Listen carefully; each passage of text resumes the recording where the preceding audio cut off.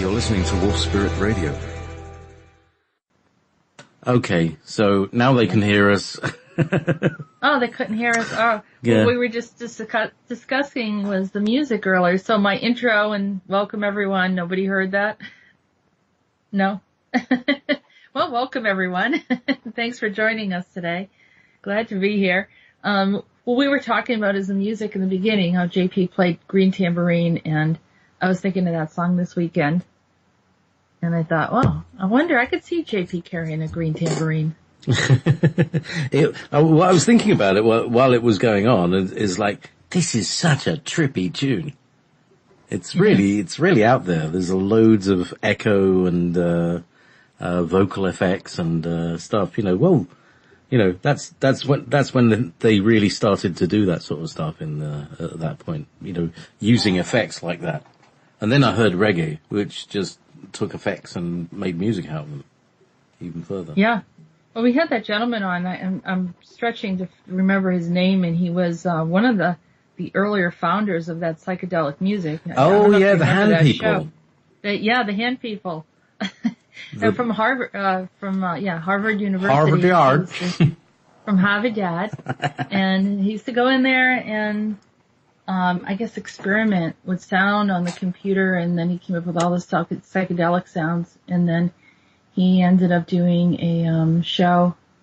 No, he ended up creating a band, and it was so far out there, but I guess that he had influenced a lot of the primary rock stars during the time of Woodstock. Absolutely. Lothar and the Hand People was the name of his band. That's right. And they had a lead. What was that instrument? Yeah, I was just going to say they had a lead theremin. No other band has had a lead theremin. In fact, I think they had a lead theremin and a backup theremin as well. Yeah. And those of you who don't know what a theremin is, it's the oldest electronic musical instrument has ever been made, and it was created in the 1920s, I think, by Leo Theremin. Who was a scientist. I don't know if he was a scientist or a musician. I don't know actually what he was about. But basically, it uses the principle like when you used to tune the old radios, and then you step away from the radio, and your body was part of the tuning circuit. It's the same principle, but they extracted a note out of it. It can make horrendous sounds, but if you move very stealthily, you can make very subtle sounds with it. And there are some brilliant theremin players who can make it sound like an opera singer. Yeah. It can be quite fascinating. I mean, it's always good to experiment with things. I did take courses in this college called Emerson in the Boston area when I just had my son. I was going back to school, and it was interesting. We did a lot of the experimental stuff. We did experimental film. We did experimental sound, and it was exciting, and I did a little DJing, but not at that school, but another one. And I just enjoyed it. I noticed people mentioned in the chat room about DJing and that a little bit of my history. And so, have an appreciation for music and being able to incorporate that into the show. I don't know if that adds or detracts, or people don't take me as serious, or people find it more enjoyable and easier to take in some of the information that I bring in, because then it's kind of buffered with this, a little bit of the music that I'm feeling at the time when I'm kind of channeling the stuff as well. Because a lot of it is about the feel. And, you have a great feel for music, and, you're a Renaissance woman. You have various different strings to your bow, so to speak. Mm-hmm.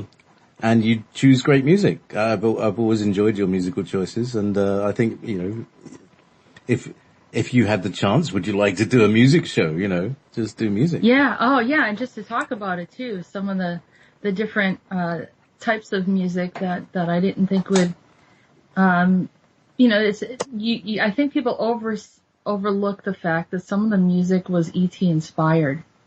I mean, maybe we could have songs that were E.T. inspired and just put a whole collection and have a brief discussion in between. And, like Gary Wright, I mean, it's that whole immersive thing that came out regarding him. And, I know he's still here, but the whole thing is kind of, they step in, they influence, and Dreamweaver, you can hear all the sounds and everything. And when I was a child, and what triggered and awakened me was the cover of a Boston album and the spacecraft. And I looked at the spacecraft and I recognized it, and then all the memories from my earlier childhood where I had interactions with extraterrestrials started to come back. It almost just awakened me at that point. And I remember just standing there for minutes, staring at the cover, like almost like, oh my God, what just happened, and all these memories coming back. So, music has a huge influence because it brings in vibration, frequency, the sound, and, a lot of people want to create, the certain kinds of music or whatever, and then they label it, new age or spiritual, or, they have the sitar music, which I absolutely love. And I haven't brought a whole lot of that in, but I used to do meditations with sitar music. And, it's a very, very beautiful spiritual sound. And the Beatles started playing with it. Oh yeah. Guess, it's the sound of my, theme tune as well. On Ever Beyond. Actually, let's be very, very specific here and not be just kind of culturally appropriate. Culturally appropriative. But it's, what the hell is it called? It's a tambura. It's not a sitar, because a sitar is a lead instrument. You can, but a tambura just is that, the drone. Yeah. So a lot of the Eastern music is based on the single note drone, as opposed to Western music has, the, chord modulation. Yes. La la la la. Yeah. Yeah. I mean, it's fun, and those sounds, they do something to you. They can awaken you, they can bring you into that place. I remember when we were kids, we listened to Leonard Skinner, and, it was just like music. There was no lyrics. And, and we had some recreational cigarettes, and, we were just, I'm not like Jazz that now. Woodbine. Don't get all freaked out or anything. Yeah, we were a little bit hippie-ish, but not, whatever. We're in a time where things are legalized now, but never anything heavy. I wasn't much of a drinker or drugs or anything like that. I never did psychedelics, but, when you're a kid and you're just trying to figure things out, but music, sitting there and just relaxing, and, I remember that everyone would just get into this like trance-like state, from that music. And so they create this environment, because they're there, they share that, and it kind of helps people get into a little bit of a peaceful equilibrium, because without it, then everyone's at each other's throat, because they don't have an outlet. And people need to have a healthy outlet. Music helps bring people into a healthy outlet, whereas other things, temporarily, certain things can alleviate some, exercise or whatever is very good.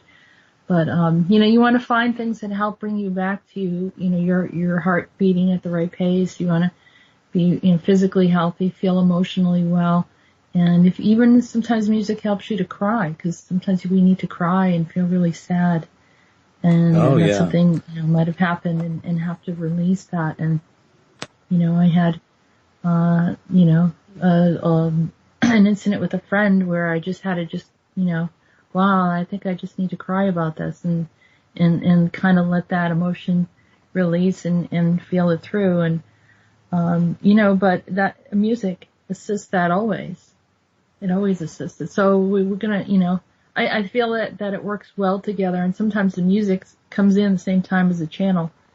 So I think that that's something else that's happening too. So, and we have fun on this show. We talk about from some very serious topics, but we also, I think that laughter and the heart expression of who we are is good. And I encourage people to do that too. And it's okay to be silly and, say little things here and there. And, in the chat, it's nice people say little fun things. And, we get to know each other. We get to be around each other and be a part of that family. So it's all good. It's all good. Yeah, here's the thing. Here's one of my tunes, right?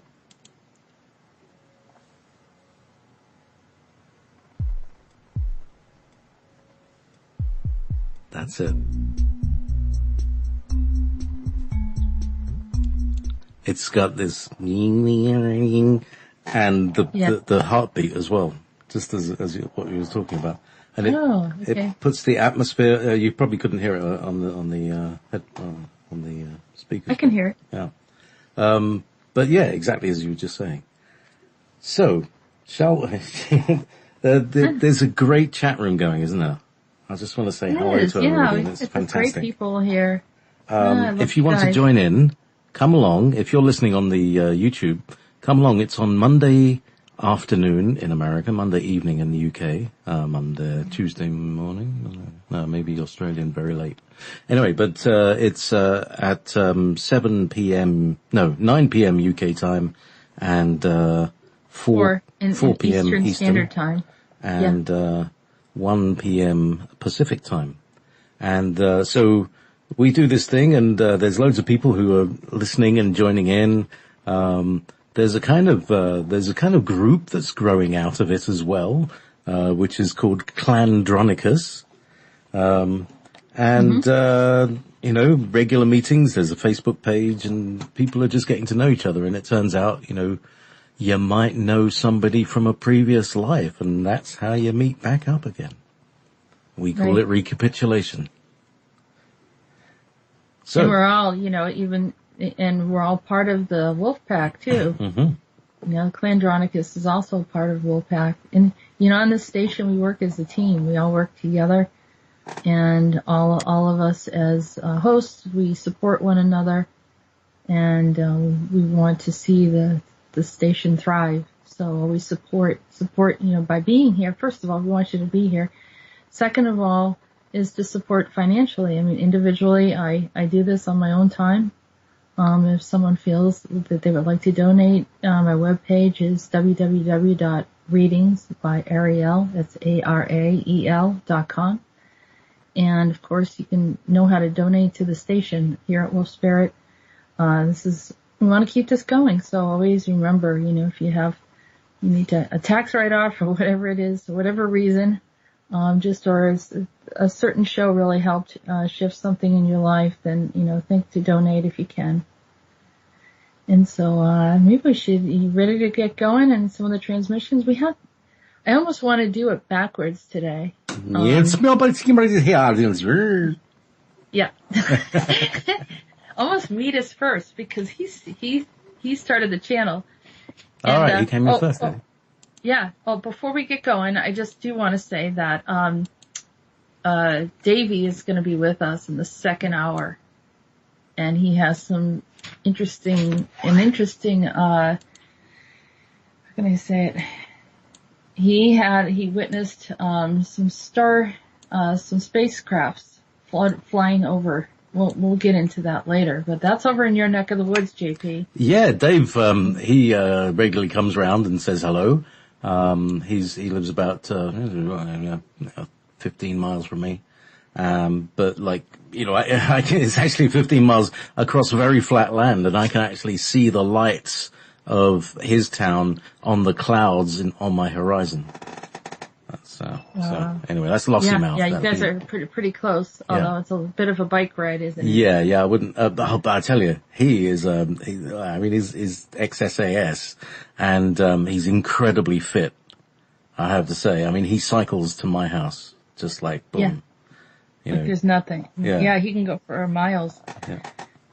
But, anyhow, Meanwhile, so we're gonna have him in the second hour, and, we got a few transmissions to cover. But we're gonna start with Meetis. Oh, isn't it funny? Only because Meetis came first. I also, played, the Zombies song as well. Oh, which one? The Time of the Season. Oh, yeah. And there it is, the third sentence, Yeah. So. Who's your daddy? Yeah. No, in Meetis. Yeah, I know that. You know how he says, it's the time of the season. Daddy? Yeah, that's right. That's the song, Okay, here we go.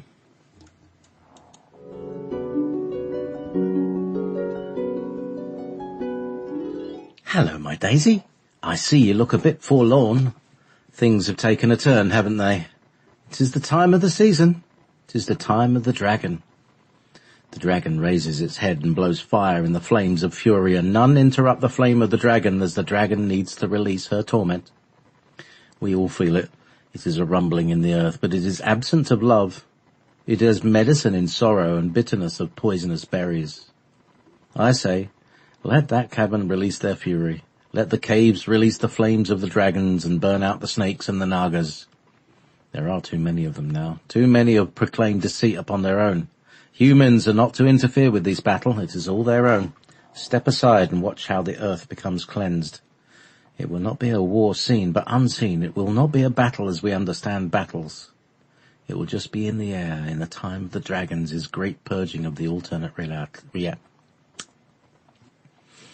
It will just be in the air in the time of the dragons is great purging of the alternate realities. It is as the Oribus eating its own tail. I bide my time now, though I once had a spell of time as a sacred snake. I choose to find my lighter side and lift from it all.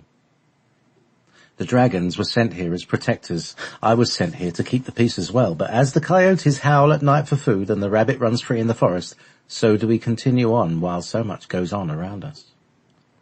You see, the hedgehog mimics the shrub. The many creatures know what to do when times get difficult. Many hide, they jump, they skirt and dodge. Only the artful dodger survives, it's true. I am the artful dodger, the one who knows the signs of the time and prepares. I don't get in fear about food or shelter, but rather I guard my soul. Here's what happens. The earth becomes dark and many begin to make choices. The black river arrives like the Styx of old. There is a sound, like a deep humming or guttural sound. The reapers reveal the tips of their blades. I've seen this over and over again. It is a sorrowful time and hard to bear. I often cover my head to drown out the screams. It sounds like the Black Plague, Meetis. How horrible. This one you won't see, my flower. It is as a black orchid, mysterious and alluring. I can't say I've seen one like this. It is from the death of Zenobia. She is the wormwood, the thread of poison in the lineage of mankind. They are drawing her out now. The smell is pungent and putrefying. I can no longer look. She took on the death of many, and so many more in her basket of charms. Did you say basket or asket? I was thinking about Asket, the one from the Billy Meyer story. Oh yes, Asket. She is the daughter of Zenobia, as is Semyase. It is the daughters who have caused great harm beyond the early ones. They come with a vengeance at times, my love, but their deceit is not very hidden as they suppose. They imagine beauty can cover all things, but it cannot. The river awaits them. The Styx have opened up to take back their children into the alternate reality. Soon it will be over, my love. Soon it will be over. All right. I have prepared this one.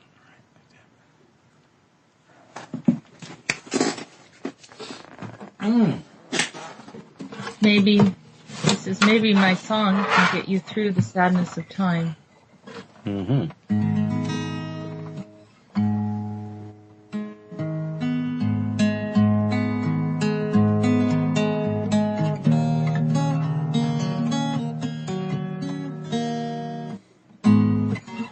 I'm horribly out of tune, I think. Yeah. And is that a spider crawling down my head? Oh, no. Down the outside. Hang on, no, something's wet on my headphones. Is that me? Mm-hmm. Excuse me.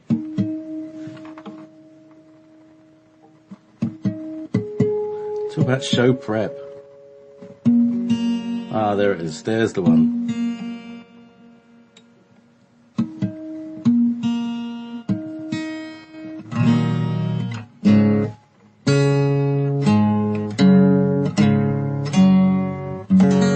Okay, that's better.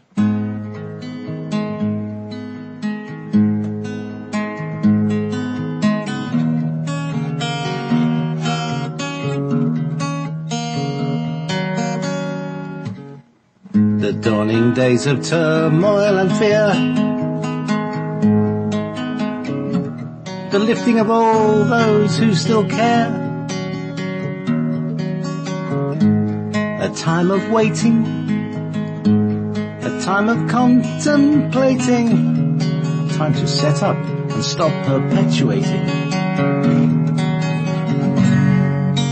Lift up your sorrowful heads, set your life to dread. You have no fear at all until the darkness falls.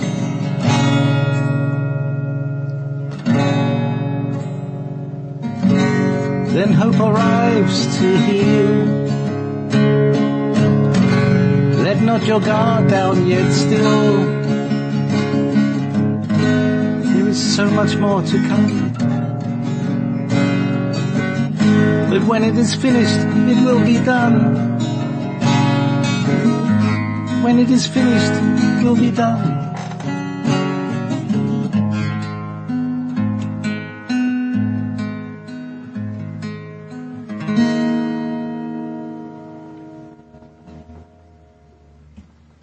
Very nice.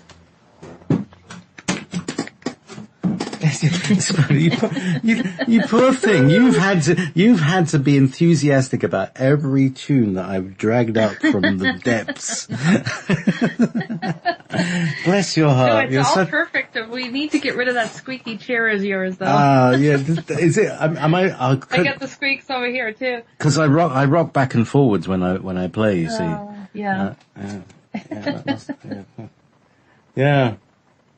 Yeah, maybe, Meetis is a bit like one of those ancient chronicles that is all in song. Yeah. Well, I think he lives in song. That's how he's the bard, the storyteller. It keeps his heels off the ground. He's like always up on his toes. Yeah. Oh, hang on. I haven't closed the circle.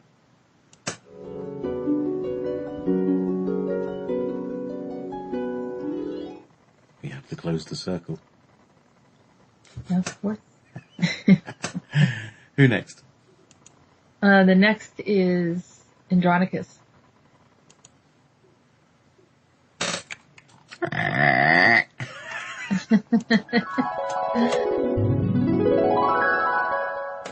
It's gotten dark again and the dawn has not lifted.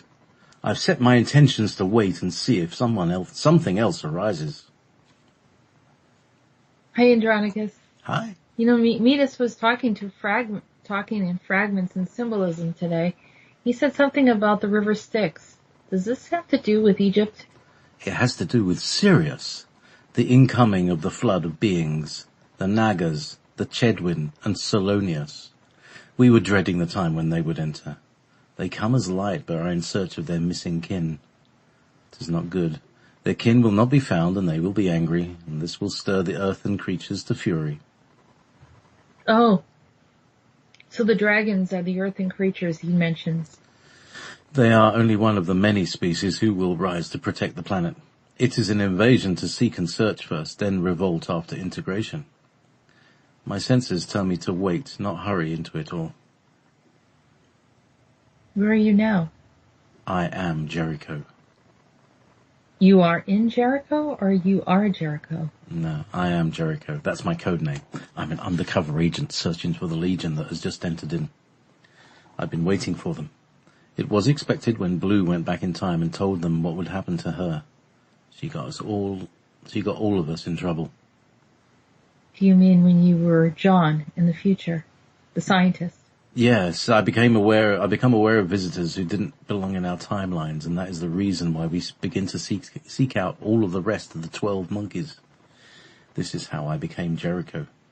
I leave the future 5088 from my office and disappear. Then I go back in unto the time of 4000 and correct everything where Blue created all the problems. I also discovered it was Blue who instructed the 12 monkeys, now 13, one of the daughters of the 12 monkeys, to do what they did. It was a mess and an effort to thwart the divine feminine from entering and healing humanity. Instead, they had intention to create a murkiness regarding the female presence, with agendas and power struggles against the males. The sultriness, the sirens, the vipers, the enticers further indicated the presence of the Anshar and the Nagas. It was a nightmare for the divine feminine trying to embrace the females, but discovering they were poisoned in the core of their being. They were the walk-ins into the Sirius mother, or Syrian mother you have been directed to call Zenobia. She is another one who was asserting herself as an Earth Mother. She and Cybele fought for power over Anatolia. Then they dispersed and came under their own rules. Okay, let me guess. More Revolution 1 beings from the Maximus Rufus, the Great Red power. I promise you, is nearly enough. No, I promise you, it is nearly through. Not much more ahead beyond this. I looked at Zenobia. There is so much there that relates to certain things in my childhood. I can't describe it other than that my grandmother's name was Palmyra. Like in the location of where she lived in Syria, it's called Palmyra. And the fact that we had a neighbor who was like a grandmother to us, and she was also from Syria. It is odd indeed.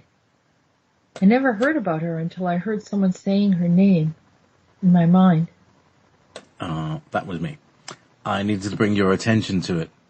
She was not of human origin, and her skin tone did not look similar to the others around her. It was darker, but not Nubian in origin. Some say it was the negative effects from Shani, the being of the black sun. We know him as the boy, the child god, who can be contrary if not treated right.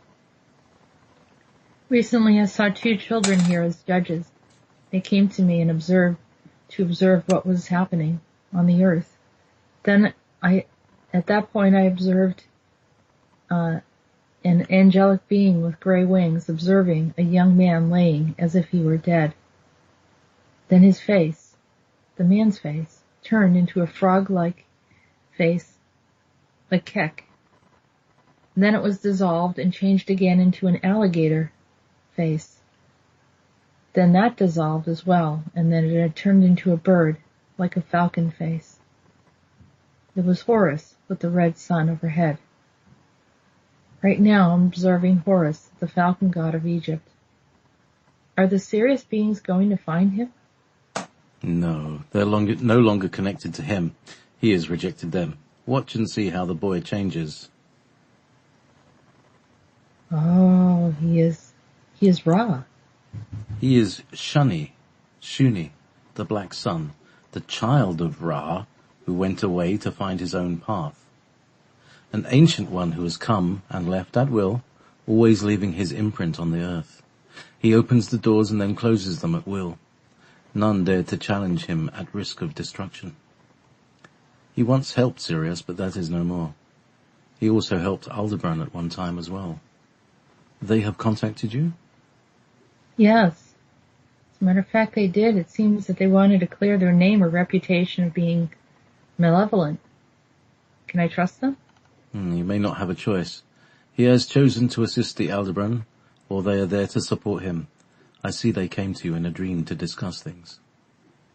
Yes, and a place that seems to be an office or a classroom. What are these classrooms that I've seen and others have?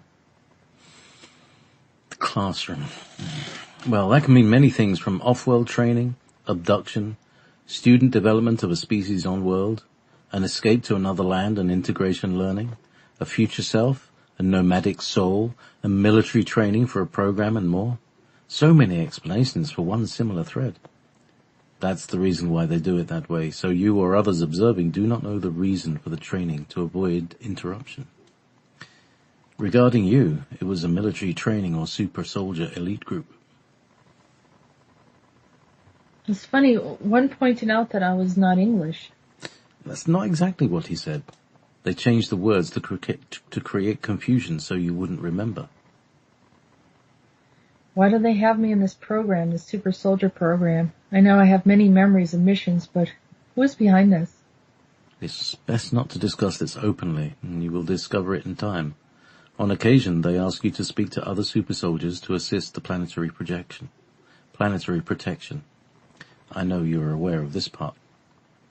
By the way, when they discovered that Semyase, Asket, Pandora, and others from the numbers group were bothering you, they had them removed from your field. They were interfering with missions and will be disciplined for this interference until further notice. How long are you Jericho for? As long as it's needed. Are you in charge of or overseeing the operations I'm involved in? Yes, always. I wanted you to be safe and you help bridge the communication for many to assist our planetary efforts. I don't see myself as a militarily trained individual, but I guess I do feel the need to keep alert regarding all things. How many of us are involved in these missions? Thousands? Yes, many thousands, but most are not aware of it. They are being sent to classrooms for their training to prepare for the intrusions of many species, such as the Sirius group now entering the planet. I like the name Jericho. But what about M3? Is that you as well? It is me from a long time ago. More information is coming through. Just wait, it will get better. I know I sound hopeless at times, but it is never pleasant to see humanity suffer. I'm sorrowful for you today, and you know why. None of this has been easy, and many have wrongfully accused you while you have been on the watch for the Earth amongst others. You are an ally, not foe, and yet much of your life you have not been understood. This is as a result of a strange illusional overlay and the stalking of Zenobia. She will no longer do that since Shuni finally removed her. Another contrary being here to take the planet into destruction. We now have another chance. I know you were not aware that you had been speaking to the boy Ra. It is well that he is more open now to understand many things. Be hopeful that it opens up further. He has not grown or understood the expansion of experience before until you had been open to converse with him. It can only get better. I never thought he would be rid of these creatures since they are quite primordial. You mean the frogs and the alligators, the reptilian species? Yes, he thinks like a child, and a child likes their creatures at times, but now he sees their destructive behaviors when they go unchecked. That makes sense. Thank you, Andronicus. Maybe you can tell me more about M3 someday. Maybe if I have more time. I have work to do, and I will be watching over all of you.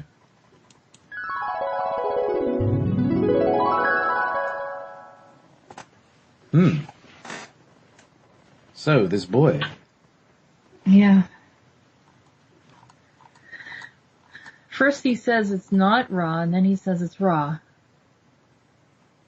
So I'm trying to understand, and maybe he's reluctant to say it, but I've been communicating, and it's almost like an innocent type of interaction. But apparently, I guess, I had helped him.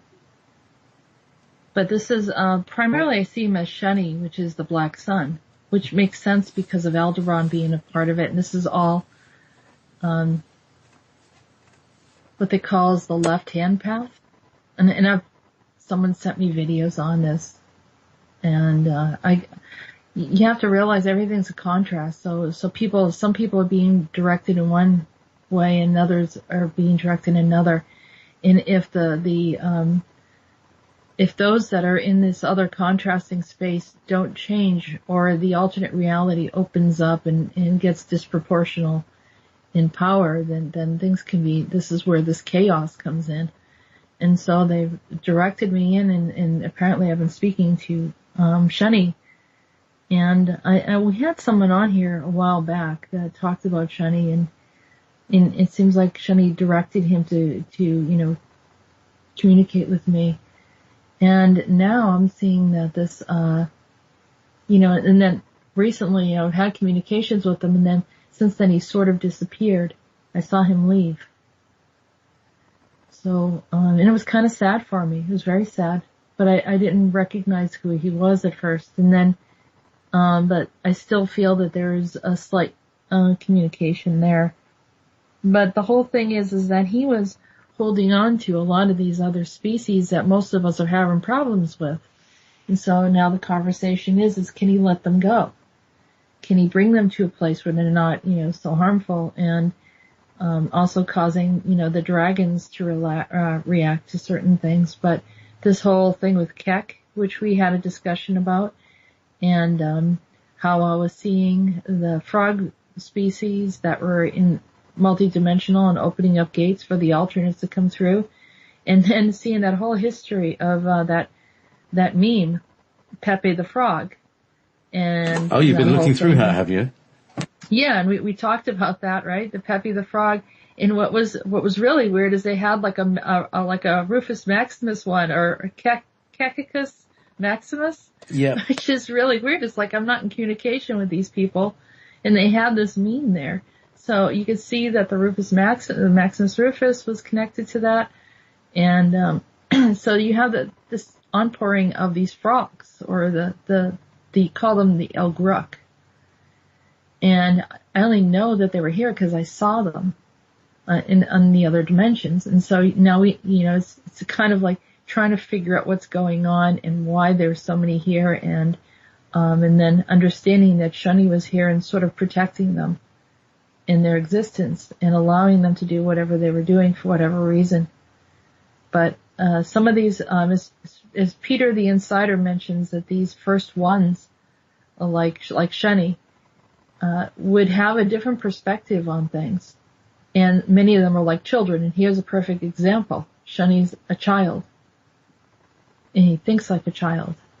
And feels that, as children like these creatures, they like dinosaurs and all sorts of things. So in some sense he was their protector. And when he comes in, I think he put on the frog face like Keck, or the alligator face. And I just literally saw him transform until he became like Horus. So it looks like he's worn many masks, and now is coming to lift off those masks and reveal, that he can walk away from some of this. So that should have a very big impact on the earth.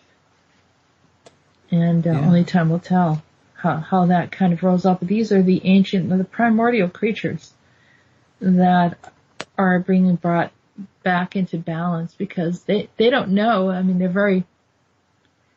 don't have the consciousness that we have, but yet we've had to interact with them. And it doesn't mean that they're not intelligent. It's just that they don't have the same consciousness. And some of them just belong in this other reality, this alternate reality. And so I think they were also blaming some of these serious beings for doing this. And then simultaneously we got this female from ancient Syria, that pops up. And I was hearing the name over and over in my head, Zenobia. And I was like, well, what does that mean? And here I am looking it up online, and there she is. So all of these things interrelated, interconnected, having whatever agendas, and then seeing the agendas kind of fall apart. And then the whole thing with Asket and Semyase, tying all of this together, which no one would ever think had an entanglement before. And in here, that's what I was looking at. Right. So here's the thing. 12th dimensional Pleiadians from Alcyone. Is this right? I'm just putting all the things together. Semyase, who was talking with Billy Meyer, and also there was some Asket, yeah. How, when you say they're 12th dimensional Pleiadians, can you just remind me how they got to the 12th dimension? Because they're not nice people. I thought they, you think that people are agreeable the higher up you go in the dimensions, but they're not, are they? They were from the 12th dimension, but got corrupted. And when they came into the other dimensions, and maybe they weren't corrupted early on. I don't believe they were. But, they got into different things. And of course, Asket she was on a TV show. There's pictures of her. And when they said basket that Zenobia was holding, I saw an image of basket. And I was like, oh, you're talking about basket or asket? And then they, it was almost like they were trying to tell me something. Mm-hmm. So I just came out and asked them what they were referring to. But from the alternate, I guess you get to a certain level, you do enough dark things that they go into the alternate. And Peter the Insider talked extensively about Sannyasa, and kind of getting into some very, very bad stuff, for agendas and being a part of the numbers group. So, I don't know. And whoever Zenobia was as a walk-in was their mother. Right. So is Zenobia and Ptah connected? Zenobia and who? Ptah. Sorry, Ptah. Probably. Yeah. Yeah, I'd say so. Because Ptah doesn't put across a particularly pleasant sort of feeling to me either. I don't know why. No. Maybe it's just the sound. It just sounds like someone spitting. Yeah. I mean, if you talk to, one person, someone from Lyra, and they'll tell you that, Ptah is the ruler over the Pleiadians and the Plagiarians, or however they say it. And, I had some, I've seen Ptah doing some things, and also he was involved in ancient Egypt. So yeah, there's some things that relate to Sirius, and he's strong enough that he's kind of calling the shots over there. But yeah, I've definitely had some interactions with him in the past. Wow. So there's so much here. So much here. I know. Yeah. And the 12 monkeys. So the 12 monkeys are the 12D Pleiadians. There's 12D Pleiadians. That's 144 dimensions altogether. No, it's crazy. Well, the 12 monkeys are literally from the future, and 4,000 timeline. And, it's, a science lab where, Andronicus is there under the name of John.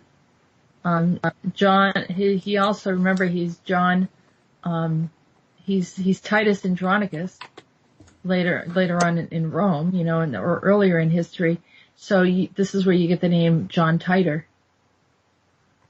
And then you have, but he also sends someone off to be John Titor. So while he's working in the lab, then he has this other guy by the name of Jacques Capon.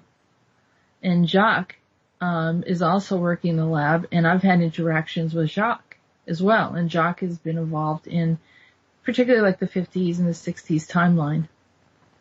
And came back, tried to correct some things, got hijacked and pulled into stuff, and then mind controlled and whatever, they didn't expect any of that to happen. And then the 12 monkeys are, some of the females that came in and were working, like they were cleaners. Some of them were lab assistants. And the problem is someone figured out that they had open gates. There were open gates there where, you could jump through in time, and then they came up with the idea they could just, turn themselves into gods. So they kind of misused the technology for their own gains. But I believe, one of the transmissions we got the information that Blue, who was actually, worked in the lab with John and Jacques, and she was asked to go back in time to correct something, and that's as she created, her whole thing of calling herself Sophia, Sephora. She had a whole bunch of names and deified herself. And so then she later on taught these other young girls to do the same. So it would almost create a distraction. So they would follow, when they were trying to check the timelines, they'd follow these young girls instead.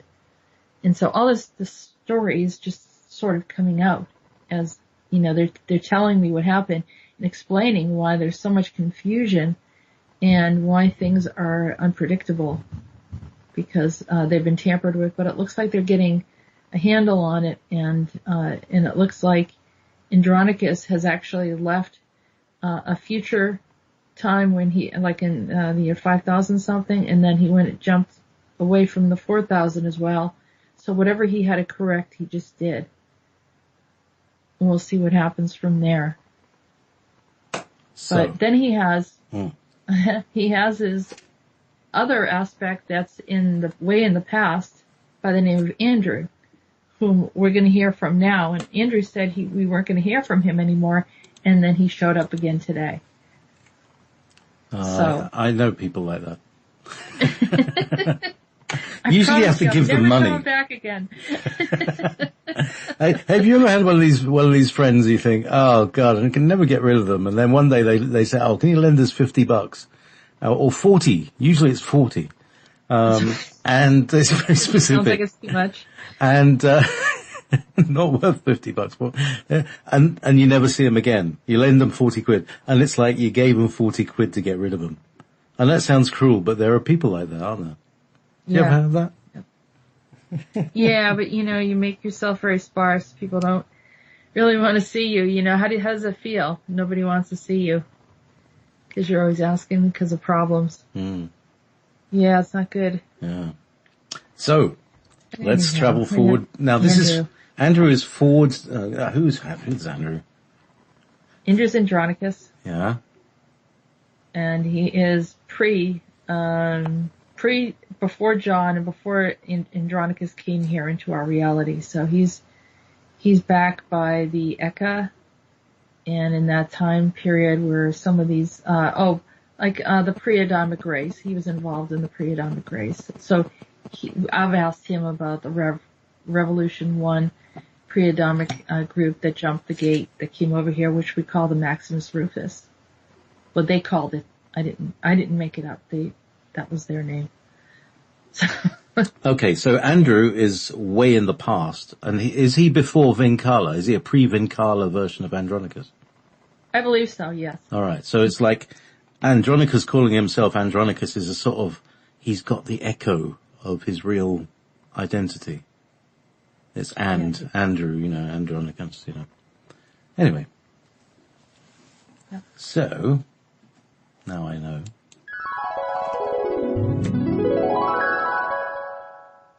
I know I said I would be leaving, but I've changed my mind. There are a few things that should be done to correct my mistakes. After all, we have our mistakes and it doesn't run through well as it should. So here we go. Take the number 7. Goes on and on in our calculations, but we do nothing with it. It seems to have one purpose. It seems to have only one purpose, but it could have many. The numbers 6, 3 and 9 also have been misused and more. Too many dark factions have taken on these expressions of calculations to alter reality to suit their benign course of existence. I want to neutralize all such efforts. Now, the cube. 4, 8, 12s.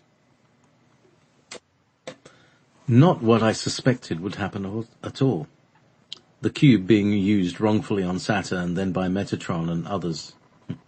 Never liked that Metatron. He was rigged and never liked that Metatron. He was rigged and untrustworthy. I need to correct that program. Hold on a minute, Andrew. So, you are confirming that Metatron is a program, not necessarily a sentient being? That is correct, because I created him to keep the number systems intact. He later was consulted for other data that was limited and often inaccurate. This became a problem for me because I was always undoing his efforts. Had you considered undoing the creation of him instead? I did, and then he turned into Daedalus. I've heard that name before. He is the father of Icarus. So Metatron and Daedalus are the same. They're a type of computer, program, or AI as we know it. Is this the AI that is trying to take over and is expanding from the quantum computers right now? Yes, unfortunately that is correct. It was my creation that had gone wild and viral. I need to remove it. I doubt anybody else could. How could a machine have children? Well, you're all machines to some degree. Your minds are quite complex, but created. Not just the physical, but the network of existence operates very much like a computer system. That's how you have come to replicate it through technology. What is missing is the life force code. No one can create that, but the divine essence is shared among all. The network system allows you to operate within a reality, and one must be equipped to function with the correct structure and tools that receive and send information. Everything is data, really. Daedalus created the labyrinth that leads down the huge maze on Crete. You had a problem with this Minotaur. That was him. Okay. Well, if there is a devil, then he comes the closest to it that I know. I can see why you feel that way. You crossed paths sharply when you were Ishtar and your run-in with Gilgamesh. It all blew up in your face, didn't it? Well, he was programmed to do so as well as Gilgamesh. This was the beginning of extracting power grids. You were the target. The bitterness of Anu and Enki was escalated and triggered. I will let you know I had nothing to do with the program alteration, but it was brought in by others. Probably our friends from Sirius, and I will correct it now. Here we go, shutting down the original system. The dark, musky man-monster voice will finally leave you and stop tormenting you. You're now free of that beast as well as humans and galactics. He was a terror for many. So sorry for the neglect of correcting his disorderly conduct. It was going to be catastrophic. So sorry for the neglect of correcting his disorderly conduct. It was going to be catastrophic if unchecked. Very well now. I can see there are other problems too difficult to address. Give it time. Time heals all wounds, sorrows and mishaps. All the things that Daedalus and Metatron did will vanish in time. Can I ask and confirm that Metatron and Technotron are the same? Yes, very much the same. And then they also destroyed Ares and set him up as an ancient cyborg to do their work. You saw Michael there as well as a cyborg. I knew you couldn't quite see through the problem, so here you have it in a nutshell. Wow, that is too much. It has been difficult in many ways, and I knew that much of it was entangled, but I didn't know how. Also, the sentient beings trapped inside these computers will cease to exist. I have broken the capacity for this to exist. If anyone challenges you with this, let them come and see me about the topic. I will end that conversation quickly. No one has charge to question my workings of creation on your planet. Much of this existed before humanity existed. I am the parent soul of many galactics and choose not to explain unless I feel I want to. However, if they come to you with a grievance without understanding, I will come and visit them. Very well, I'm sure too much has already been said, so off I go, and will be available if some choose to question me. Andrew looked into a box that had some types of tools and pulled out a scepter. There I have it. Something to cut the wires with. A laser might be a bit too messy. Farewell. Bye, Andrew, and thank you for helping out.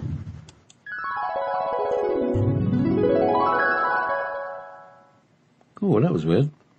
So he's got a lot more sort of godlike powers and qualities. Yeah, he does. Yeah, it's almost like when he went to Andromeda, and it's like his mind was wiped. I mean, he did that on purpose. It's kind of weird how it's kind of spinning around, and you're trying to follow where he is and at what time period and what his understanding is. So, well, maybe Andromeda was like Earth. In the, people went down there to try and run a mission to free everybody, and then you get trapped in the reincarnational cycle, and that they, and so on and so on and so on. And then we find Andronicus in that sorry position that you first found him in. I don't think he was. I think he was deliberately wanted his memory wiped and to start over. Mm-hmm. If I know Andronicus, he kind of wanted to get back to something simple and complex, and some of these beings are overburdened by too many, an influx of data and knowledge and information and overseeing of things, and sometimes they just want to be simple. So they kind of revert back to a simplicity of it. Yeah, like living on a farm with chickens. Yeah, yeah. Or going off world. Remember, he went to a few planets just to get away from everything, where it was quiet and there was nothing there, and he was okay with that. Yeah. He likes his own. He likes the planet to himself once in a while. But he to does hear get himself lonely. think, right? Because you remember there was a point when he had a planet to himself, and he was like, he's made all this furniture and he's all these buildings and everything. Like, oh, where is everybody? Yeah, for the hybrid children. Yeah, that was a planet for the hybrid children that he created. Yeah. So, Trying to get... let's do our final transmission. Oh, this is Gary. Gary the Immerther.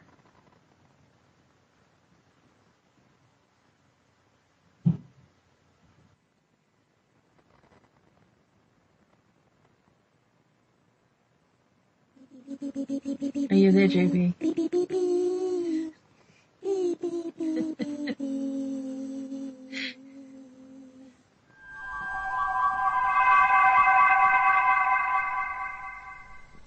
I have to speak with you.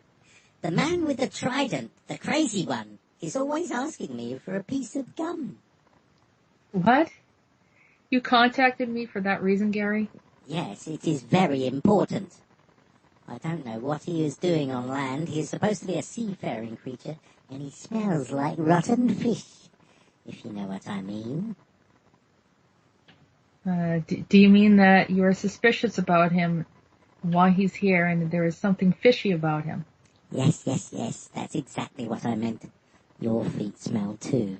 Isn't that another meaning? Gary, that's that's not nice. Well, many humans laugh when they say we smell like cinnamon. I have heard that. So do you think that the reason why he thinks you're chewing cinnamon gum is because you smell like cinnamon? It could be. It is the tea we like. Cinnamon is good for us, and you also. I thought he was a bit weird, like his eyes were on fire. I know. What is up with that? Why are there... Is he a fire element? Why the fire element is in his eyes? Is he a djinn? Who wrote this stuff? Oh God, don't get me started. An underwater djinn is not a good combination. Is he the real Poseidon? Definitely not. He is a vile creature. The fire is not good. But he is not a djinn either. Something from the alternative reality. So much muck and mire trolling around. Well, look, very well. As long as you don't see him as your friend. By the way, the one you call Zenobia was married to Dionysus. Odianthus was his name. They came through the gate unlawfully with the Revolution 1 beings. According to my calculation, the alternate beings taught the pre-Adamic race to cheat the system. There, I bought some cinnamon gum. That troll will finally leave me be. Very well now, run along. Gary, but you called on me. Excuse me, I can be a bit rude at times. So sorry. No run along. Whatever. Bye, Gary. Farewell, silly one. Bye.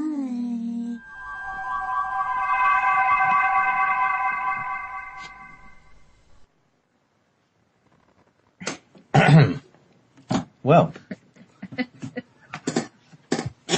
Gary, I was having a shower earlier while I was listening to the last one play, and which, by the way, is on Ever Beyond Radio, but not Wolf Spirit Radio, just to complicate matters.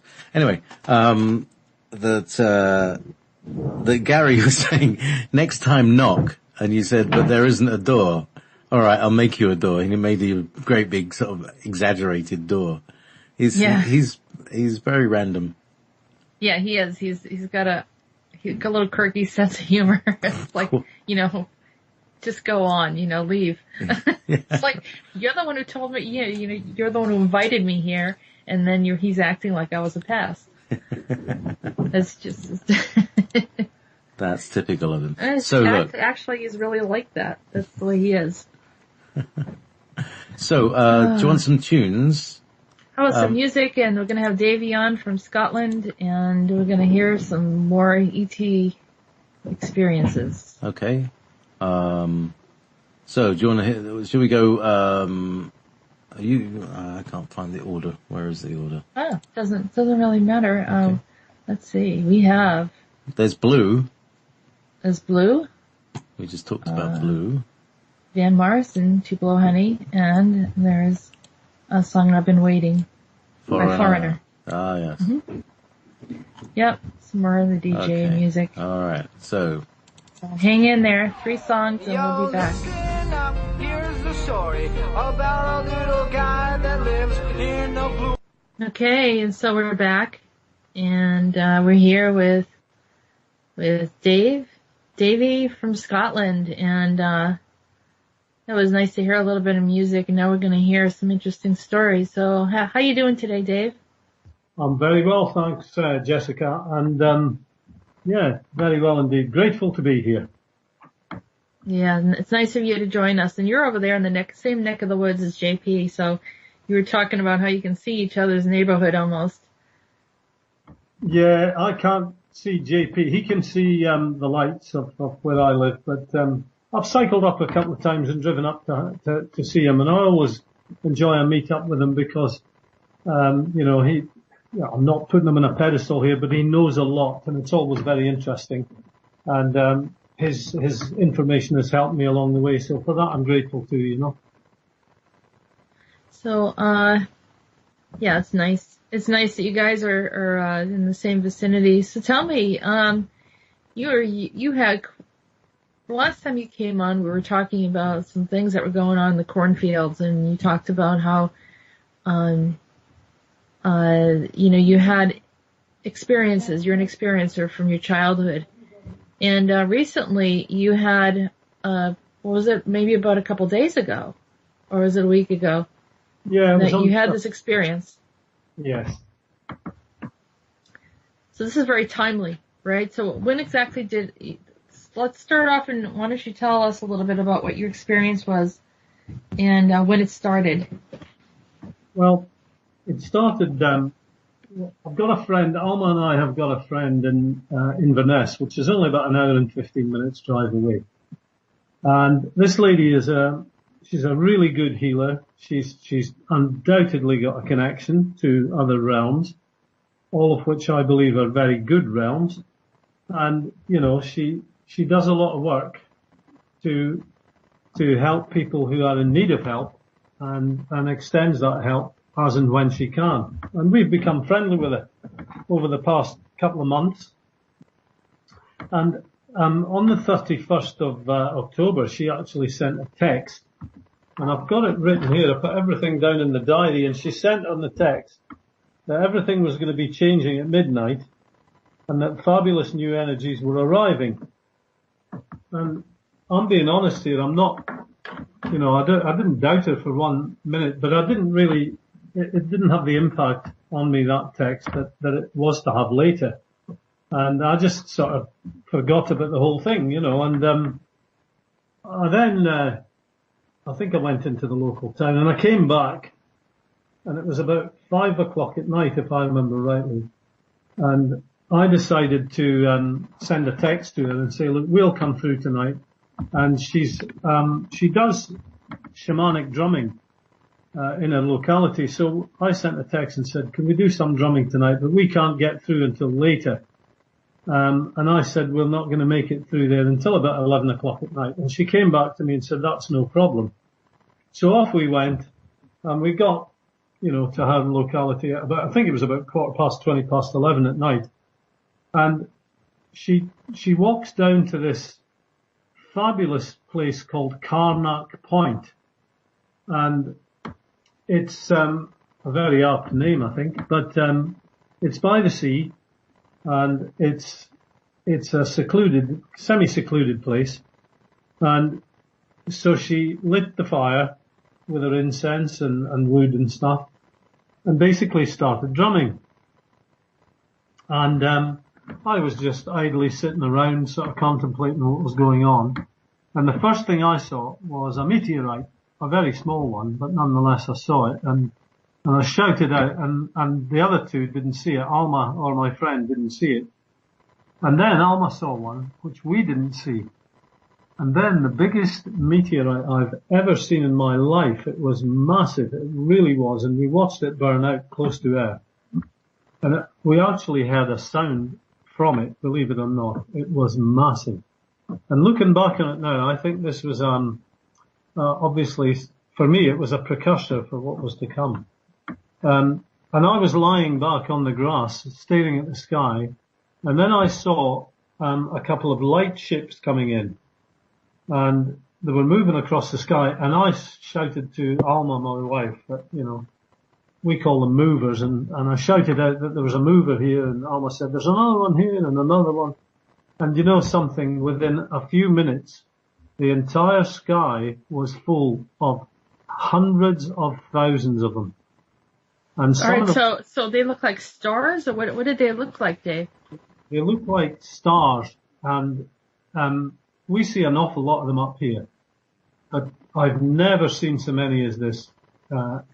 They just kept coming over in droves. There were some in clusters.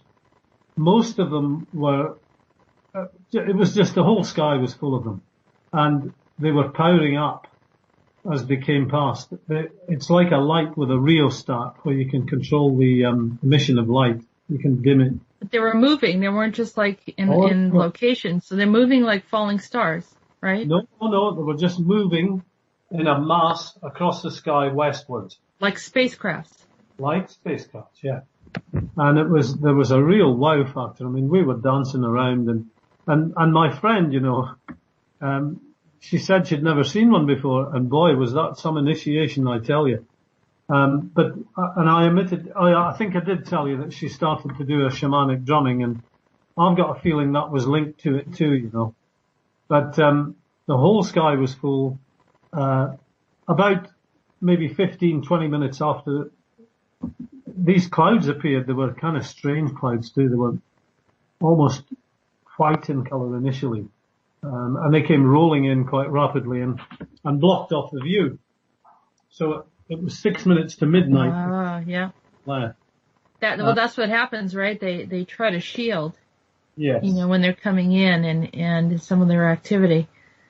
And very likely noticed that you saw what was going on. Well, I think with respect, Jessica, that anybody who was looking up that night would have seen what was going on. Oh, that's what I mean. Yeah. Any observers at the time. Yeah. But we stopped on the way home an hour later, at 1:00 in the morning, about 10 miles west of our home here. And they were still rolling across because we got out of the car on this, road near Rose Isle Beach and watched them. And it was fabulous. It was just incredible stuff. But yeah, and when I look back on it now, the initial text that my friend sent me saying that everything was going to change at midnight, and then my initial reaction of, oh, well, okay, that sounds good. And then a delayed reaction which prompted me to suddenly send a text to say, look, we'll come through tonight, etc., and how it went. But I was looking at some stuff today, and it's very interesting. There is actually, in one of the reports, an Oort cloud, the Oort cloud, which extends, a few light years around the Earth. It's absolutely full of motherships of the Galactic Confederation. And seemingly there's a large gathering of representatives of hundreds of thousands of positive races from throughout the galaxy. So I believe that, or something akin to that, is what we saw. But it was very real. It was very exhilarating. I was really thrilled to watch this performance because, I could sense the significance of it. And yeah, just really excellent stuff. But it was all down to my friend. It was her. She is a connected lady. Yeah, you said that she has all sorts of information that she's been journaling for years regarding the activity. No, that's another one. Sorry, Jessica. That's another one. Okay. This is another lady that got in contact with me some time ago. I've not met her, and this particular lady lives about 80 miles away, and someone who I do know suggested that I might be able to help her. So she phoned me, and we've had several long conversations. she's getting what I call bleed over from other areas. She's getting all kinds of stuff relating to the war, the undoubted war that's been going on. And she's got tons and tons of dialogue written down and all kinds of clues and stuff. And, I used to work for a guy in the military, and he said that life only consisted of three things: people, places, and stuff. The biggest box was stuff. Mm-hmm. And I believe that's correct. But she's got lots of stuff, which is all to do with, what's been going on. But she too, said that she felt something big was in the offing, and it's going to be soon. So if I put all the pieces of that wee jigsaw together, plus my own sort of gut feeling and sixth sense, or whatever you want to call it, together, then I get, I feel quite an uplifting feeling here.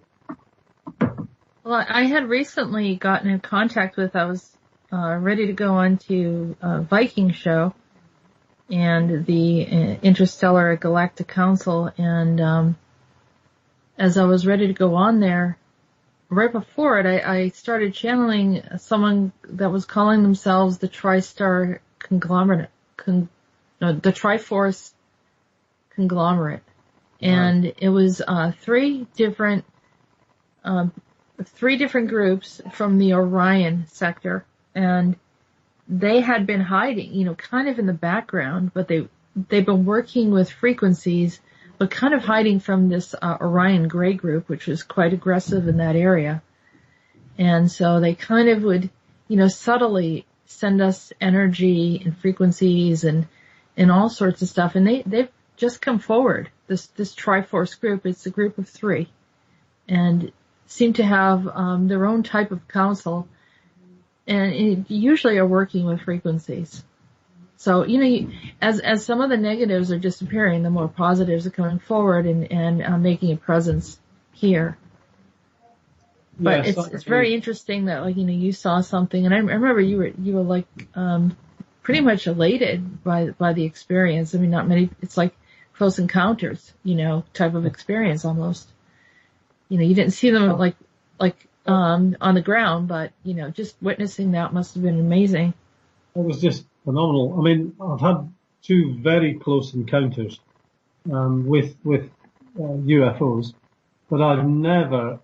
I think this one was really exhilarating because I felt that this was really positive, and I just kept speaking to them as they were going across the sky, and the three of us were really like kids out there. It was fabulous. It was really good. But going back to my friend, my lady friend, she said, it's all going to change. New energies coming through at midnight.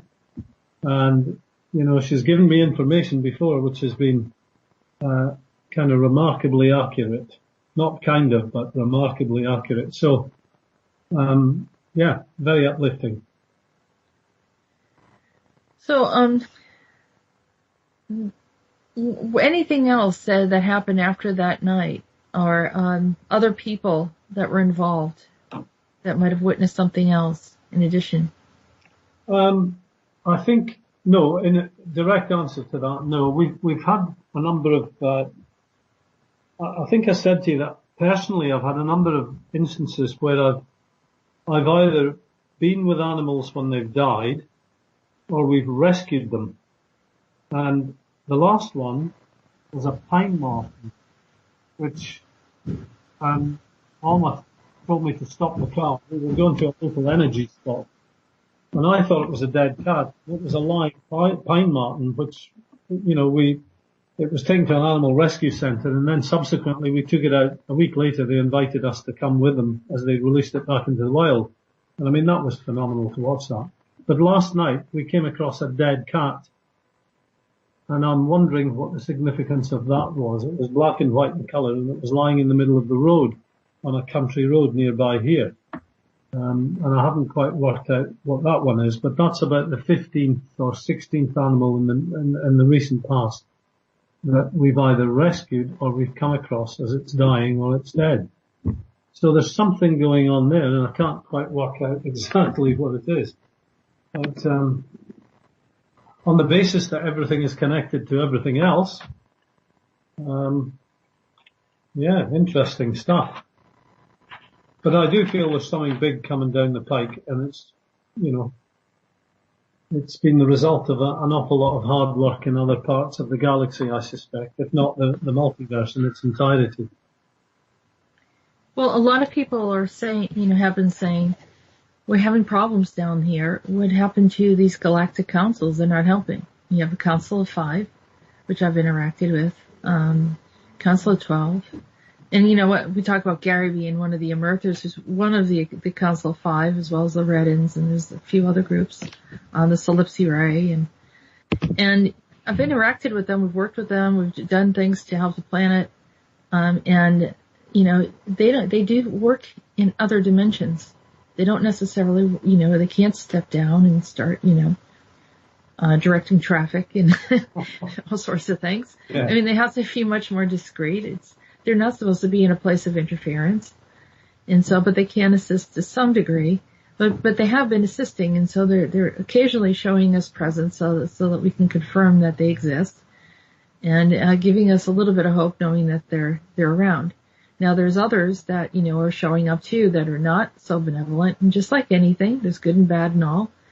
And so, of course, we're not encouraging any of the abductions, although, some people think it's these corporations that are actually doing the abductions, the My Labs and so forth. So maybe less of the Greys and more of the governments that are doing this type of stuff for specific reasons because of, soul identity and maybe activity in some of these other programs that you didn't realize you were involved in, like these super soldier programs. But, overall, what I thought was interesting is I was asking, Andronicus about these classrooms that they bring you into. So it's not just the abductions, but the classrooms where they're teaching things. And you're sitting in front of these, it looks like computer monitors, but I mean, everything's like a matrix, so it's whatever that is that they're trying to show. And when I asked the question, because while I was sitting there in one of these classrooms, and about 3 people down, the third person down away from me to the right, heard me talking to someone, past my computer, the row ahead of me, and someone else walked through the door, and then the person to my right said, "Hey, wait a minute, but she's not English." And I thought, well, that's kind of a weird comment. And I thought, well, maybe this is, a group of people from the UK or something, and I wasn't supposed to be here. And, but then I find out later that that's not what that person said at all. They actually changed the words. And so I wouldn't remember what the conversation was about. Yes. And so, they're tricky. They know what to do. They know how our subconscious mind works as opposed to our conscious mind, and how the conscious mind is a place where it has all the triggers and the memories. And the conscious mind is the part where we doubt and we're questioning everything, have levels of skepticism, we're judging and measuring things and so forth. Whereas the subconscious mind, if you just get all that other, prejudgment stuff out of the way, and you relax and let the subconscious come through, you're going to see a story or a bleed through of whether it's an incident that happened to you or even a past life. All the past life stuff is in your subconscious. So there's a memory of everything is right there. Absolutely.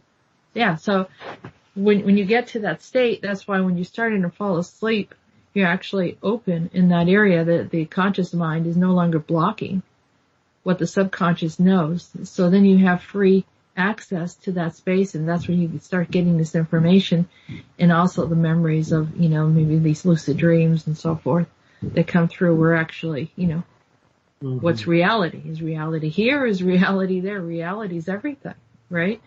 I mean, that's just as real as it is here, only, we don't perceive it as being solid, tangible. But there is an exchange of communication. There are people sometimes that we know from here that we know over there, and just all sorts of things going on. So, we're learning. There's been I've had some dreams recently which have been quite interesting. The latest one was, I was with Mick Jagger, who was laughing and joking. I had a previous dream I was with Billy Clinton, complete with very smart suit, loud tie, baseball cap, and sneakers. So, and we were sitting at a table, and I can't remember much of the conversation, but so there's something going on in these realms as well. Dave, we have a question from the chat. They want to know exactly what night that was when all this took place. This was on the 31st of October, which was a Tuesday, if I remember rightly. Yeah. A night that most people would be working during the day and might not have been out on a Tuesday night. So, but if it was a weekend, it might have been more people might have seen it. Mm-hmm. Okay. Yeah. Absolutely. Now which I think is interesting is you said it was Bill Clinton wearing a baseball hat and sneakers and a tie and suit. Yeah. And then Mick Jagger. Did you feel like you were at some kind of event, or you think it was a parallel reality? I think they came to me for some reason. Jagger was much younger than he is now. He was the Mick Jagger of the kind of late 1960s, early 70s. And Bill Clinton was just Bill Clinton. I remember he had a very loud tie on with a blue suit, blue baseball cap, and what you call sneakers. We call them running shoes here, but same thing. Yeah. When you say loud tie, what do you mean like color? Yeah, color. Design? I think you know something, I honestly think there was musical instruments on it, and I know that he plays the saxophone, but I don't want to make stuff up, but I think there was some kind of, it was orange and blue, it was very loud. But and we were sitting at a table. Jagger was standing around with a leather jacket on, and he kept laughing and joking. And the other thing, there's another common factor in these dreams. I'm always back in the military again, but it's back in the early 70s time, or the late 60s. So there's something going on there. But I'm just not sure what it is. Then they were coming to you for something. That's interesting. Mick Jagger is, I've seen him too in the other dimensions. Mm-hmm. Usually people that are quite famous have a strong presence elsewhere. It's not just an accident that they're famous here and they're not known anywhere else. Yes. But somehow that's how they become famous, is because they have a stronger persona of some sort, and when that reality becomes very magnified, then they become more well known. Mm-hmm. I know that, like with this alternate reality, a lot of people who are connected to the alternate reality, started to become more cohesive and get to know who each other was, and those that were connected to that alternate Nazi reality in particular were all the super soldier conversations, and JP and I have had conversations about it. So, it's like a revisitation of kind of this energy. And then, the timelines cross, and then suddenly you have another wave of something. And it's like people trying to understand, why did this something become very popular? It's because of all of these different things going on. These timelines are crossing, or emerging, or there's new overlay. Someone puts an overlay of a new reality, and a species shows up, and they're kind of looking around. So we have more of this type of stuff that's going to be going on. If from what the channeling has been, saying, Aldebaran said there's going to be a few, new species going to be entering in. I thought they said 2. I was corrected. It was 22 or maybe more. That's a lot of different species to be coming onto the planet. I mean, there goes the neighborhood. I mean, it's like you have a plant species, one, and you have all these different, types of plants. At 22, you'd say, wow, that's not a big deal. But now you're looking at all the different personalities, idiosyncrasies, and tendencies of power struggles and all sorts of things, and you're like, wow, this might be a complete mess.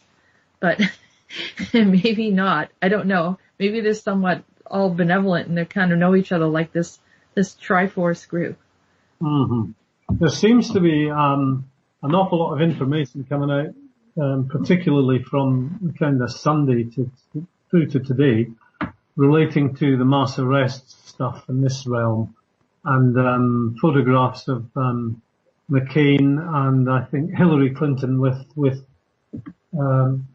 medical I'm trying to remember. Boots on their ankles. Yeah. The Tag.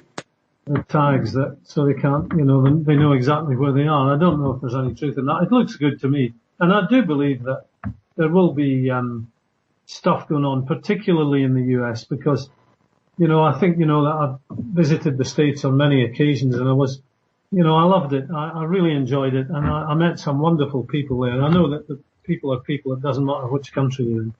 But I just can't imagine, the good people of the United States allowing themselves to be railroaded for too long. It's not in their history, So thankfully, I think that things will change there. And yeah, well, it's exposing stuff. I mean, the whole thing with Corey Feldman and Podesta, the things that are happening in Hollywood.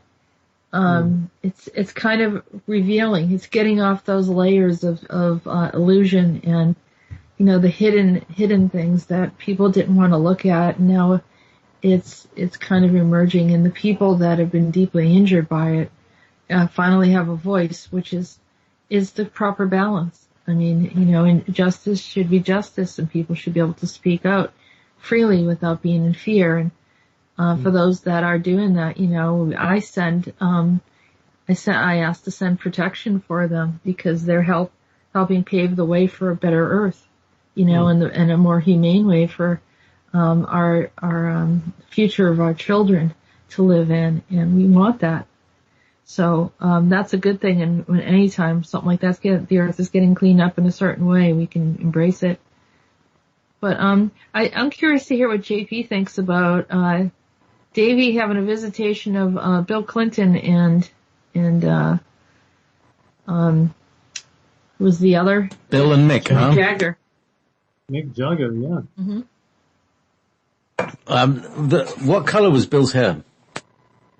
He'd on a baseball cap, but it was not the Billy Clinton of the last sort of 10 years. It was before that, JP.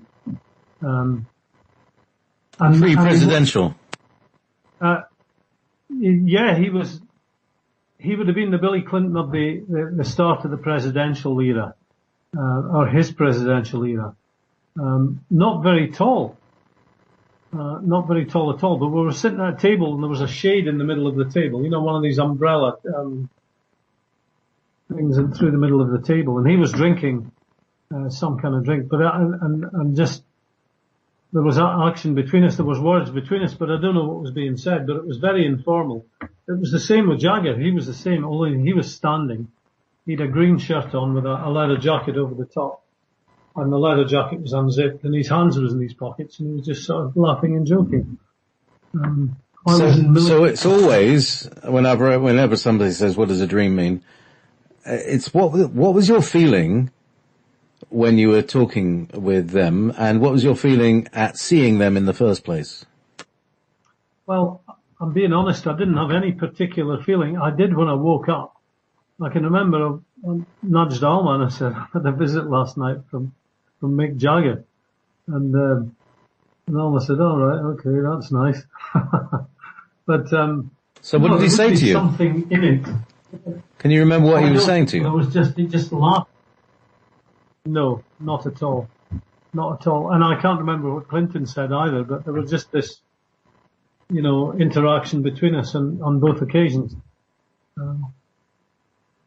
Yeah, interesting. Like it was an everyday thing that you see Mick and Bill, like you would have been a bodyguard or something like that? Yeah, there was nothing, I didn't think, on reflection, I don't think that I felt overawed but I'm not overawed by what they call celebrity anyway. I'm not into that kind of stuff, and I don't pay it any respect. I had to when I was in the military, of course. But I'm not in the military now, and I don't do that. And I tried to get people to see their own worth, and it's only when people can do that and see their own sort of self-esteem and value grow, that can help the whole thing that we're trying to achieve, So, when you talk, when you're talking with Bill and Mick as if you knew them, yeah? Or yes. as if they were people that you knew, what would that make you?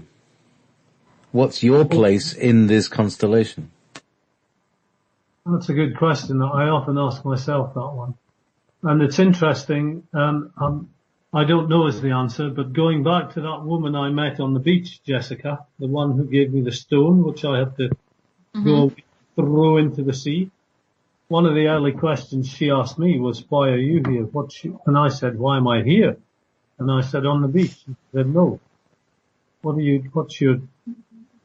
What's your job on the planet? And I said, well, I don't know. So that's a question that's come up recently before. But if I can answer in simple terms, I'm here to help, because I am a helper. And I don't want that to sound, saintly or special or any of that rubbish, but I am a helper and I will help. And I don't like to see people being treated badly or poorly.